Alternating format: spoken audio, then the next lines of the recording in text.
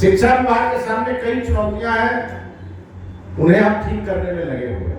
कल तक शिक्षा विभाग को अधिकारी चलाते थे, आपको अंतर लग रहा होगा कि अब समय बदला है।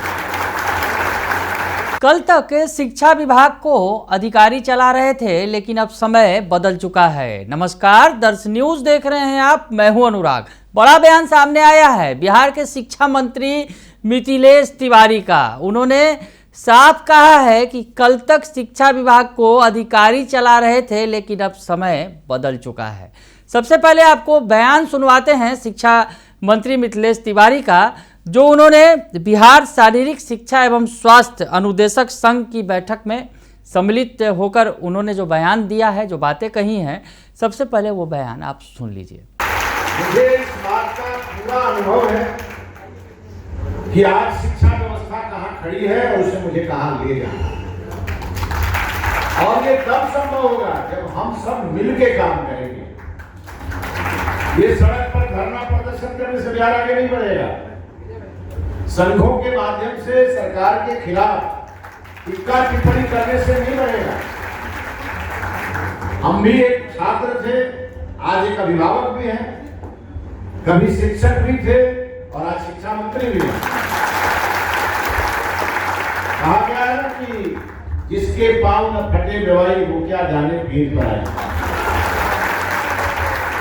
आपका डर मुझे मालूम है, लेकिन परिस्थितियां हैं, कानून है, नियम है, इन सभी चीजों का आकलन करेंगे और आप घर में बैठ के जो काम आपको सरकार ने दिया है उसे आप तन्मयता से करते रहिए और इस बात का भरोसा रखिए कि आप ही के बीच का कोई व्यक्ति सरकार में बैठा है जो आपकी चिंता कर रहा है। आपके जो प्रदेश अध्यक्ष है वो पंचमुखी हनुमान मंदिर के पुजारी भी हैं बक्सर। मुझे यहाँ से कहा गया है कि मैं गोपालगंज वाला हूँ, लेकिन मैं आपको बताऊं मैं बक्सर वाला भी हूँ। गोपालगंज से मैं एमएलए जीता, मंत्री बना, बक्सर से मैं सांसद का चुनाव लड़ा।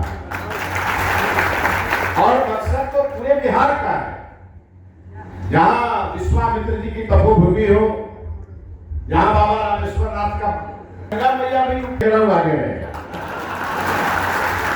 मैं पूरा बिहार घूमता हूँ और मुझे वो अपनी पीड़ा बताते हैं और आपकी पीड़ा को मैं समझता हूँ। आपकी जो वेतन शुरू में थी और आज जो है उसका भी साइज में जानता हूँ, इसीलिए थोड़ा समय और दीजिए। शिक्षा विभाग के सामने कई चुनौतियां हैं, उन्हें हम ठीक करने में लगे हुए हैं। कल तक शिक्षा विभाग को अधिकारी चलाते थे, आपको अंतर लग रहा होगा कि अब समय बदला है। और मैं पूरी तरह प्रतिबद्धता के साथ आपके बीच में खड़ा हूं। मैं जानता हूं कि जब मैं आपके सामने आऊंगा तो आपकी ये डिमांड आएगी मेरे सामने। कभी विधानसभा में भी मैंने आपके प्रश्न को उठाया था विधायक के रूप में, तो अब तो मैं मंत्री हूं।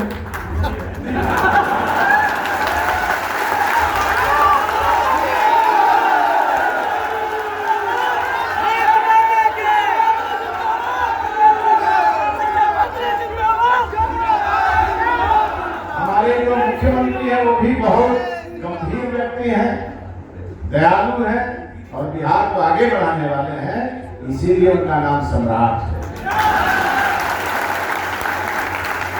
और वो चंद्रगुप्त के वंशज है और हम चाणक्य के वंशज हैं। अभी तो बिहार में जोड़ी पूरी हुई है, इसीलिए आप मान के चलिए कि पुराना भारत और पुराना बिहार लौट आया। और इसलिए जितने आपके मन के अंदर आशा आकांक्षाएं हिलोर मार रही है, वो हमारे दिल के पास बहुत आसानी से पहुंच रही है। इसलिए आप सभी से कहेंगे सरकार आपकी है, आप ही ने बनाया है और आप ही को संभालना है। आप इस सरकार के निर्माता हैं और इसीलिए थोड़ा विलंब हो भी जाए तो घबराना नहीं है। इंतजार लंबा होता है तो फल मीठा आता है। हम चर्चा करेंगे इस महीने के बाद के जो एजेंडे हैं उसमें इन सभी एजेंडों पर हम बात करने वाले हैं। तो सुना आपने कि शिक्षा मंत्री मिथिलेश तिवारी ने स्पष्ट तौर पर कह दिया है कि अब जिस तरह से अधिकारियों की चलती रही है वो अब नहीं चलेगा शिक्षा विभाग में। जिस तरह से पिछले दिनों आरोप लगता रहा है सरकार पर कि अफसरशाही हावी है सरकार पर, वो अब नहीं होने वाला है। शिक्षा विभाग में आपको याद होगा कि पिछले दिनों किस तरह से जब के पाठक थे तो के पाठक की तूती बोलती थी, और शिक्षा मंत्री जब चंद्रशेखर थे, जब उस वक्त महागठबंधन की सरकार थी तो के पाठक की चलती थी और शिक्षा मंत्री चंद्रशेखर जो है वो कहीं ना कहीं विभाग में ही हाशिए पर चले गए थे।